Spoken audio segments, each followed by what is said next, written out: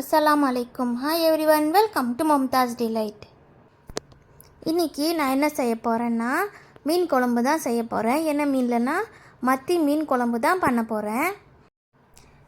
இந்த மீன் குழம்பு எப்படி செய்கிறேன்ட்டு பார்க்குறதுக்கு முன்னாடி மும்தாஸ் டிலைட் சேனலில் சப்ஸ்கிரைப் பண்ணுங்கள், லைக் பண்ணுங்கள், உங்கள் ஃப்ரெண்ட்ஸ் அண்ட் ஃபேமிலிக்கும் ஷேர் பண்ணுங்கள், மறக்காமல் கமெண்ட் பண்ணுங்கள்.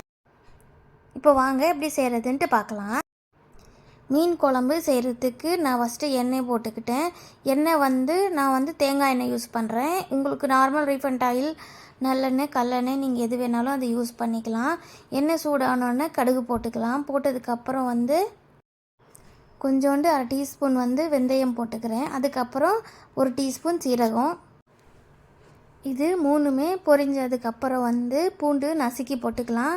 இது சீ ஃபுட்டுக்கு பூண்டு நிறைய சேர்த்திங்கன்னா ரொம்ப நல்லாயிருக்கும். நான் ஒரு முழு பூண்டு அப்படியே உரித்து இடித்து போட்டிருக்கிறேன். அப்புறம் 2 கொத்து கருவேப்பிலை போட்டு வதக்கிக்கலாம். இது நல்லா வதங்கின உடனே வெங்காயம் போட்டுக்கலாம். வெங்காயம் நான் 3 மீடியம் சைஸ் வெங்காயம் ஃபைனாக சாப் பண்ணி வச்சு போட்டிருக்கேன். இப்போ இந்த வெங்காயம் நல்லா வதங்கி வரணும். ஏன்னா நம்ம அரைச்சி போடலை, ஃபைனாக சாப் பண்ணி மட்டும்தான் போட்டிருக்கோம். அதனால் நல்லா வதங்கி வர வரைக்கும் வெயிட் பண்ணலாம். இப்போ வெங்காயம் நல்லா வெந்துருச்சு. இப்போ தக்காளி பேஸ்ட் போட்டுக்கிறேன். தக்காளி 4 தக்காளி, நல்லா பழுத்த தக்காளி நான் 4 எடுத்திருக்கேன். அது போட்டு இந்த தக்காளியுமே நல்லா பச்சை வாசனை போகிற வரைக்கும் நல்லா வதக்கிக்கலாம். தக்காளியுமே நல்லா வெந்து எண்ணெய்லாம் பிரிஞ்சு வந்துருச்சு. நான் குழம்பு மிளகாத்தூள் போட்டிருக்கிறேன். 5 டேபிள் ஸ்பூன் குழம்பு மிளகாத்தூள். இல்லை உங்கள்கிட்ட தனித்தனியாக அரைச்சி வச்சுருந்தீங்கன்னா மிளகாத்தூள் 2 டீஸ்பூன், தனியாத்தூள் 3 டீஸ்பூன் போட்டு நீங்கள் எண்ணெயிலே வதக்கி விட்டுடுங்க.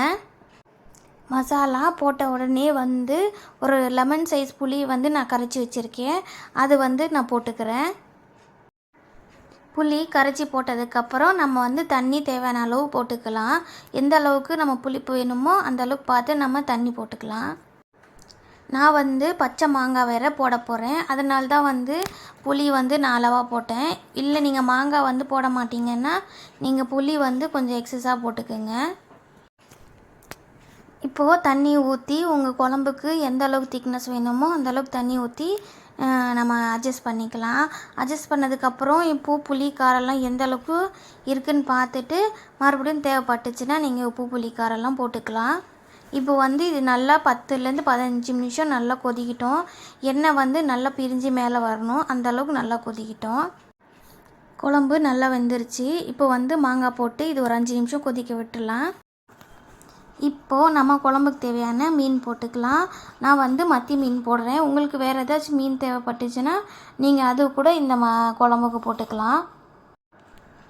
எல்லா மீனும் போட்டதுக்கப்புறம் லைட்டாக மிக்ஸ் பண்ணி விடுங்க. மிக்ஸ் பண்ணி விட்டுட்டு ஒரு 5 நிமிஷம் கொதிக்க விட்டப்புறம் நீங்கள் ஆஃப் பண்ணிடலாம்.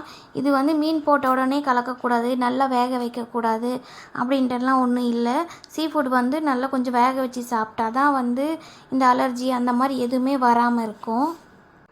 நான் 5லேருந்து 7 நிமிஷம் கொதிக்க விட்டேன். இப்போ எண்ணெய் பாருங்கள் இன்னும் நல்லாவே பிரிஞ்சு வந்திருக்கு. நான் இதோட ஆஃப் பண்ணிட போகிறேன். ஏன்னா இது மண்பானை இல்லைங்களா. ஆஃப் பண்ணதுக்கப்புறம் ஒரு 4 நிமிஷம் இப்படி கொதிச்சிட்டே இருக்கும். இப்போ கொத்தமல்லி எல்லாம் தூவி இப்போ நான் ஆஃப் பண்ணிட போகிறேன். அவ்வளோதான், ரொம்ப ஈஸியான மீன் குழம்பு. ஆனால் டேஸ்ட்டு பார்த்திங்கன்னா ரொம்ப நல்லாயிருக்கும். அந்த ஃப்ளேவர் இந்த கோகோனட் ஆயில் போட்ட ஃப்ளேவர் எல்லாம் பார்த்திங்கன்னா ரொம்ப டேஸ்ட் ரொம்ப நல்லாயிருக்கும். நீங்களும் ட்ரை பண்ணி பாருங்கள். ட்ரை பண்ணி பார்த்துட்டு எப்படி இருக்குன்ட்டு மறக்காமல் மும்தாஸ் டிலைட்டில் கமெண்ட் பண்ணுங்கள். உங்கள் ஃப்ரெண்ட்ஸ் அண்ட் ஃபேமிலிக்கும் ஷேர் பண்ணுங்கள். தேங்க்யூ ஃபார் வாட்சிங்.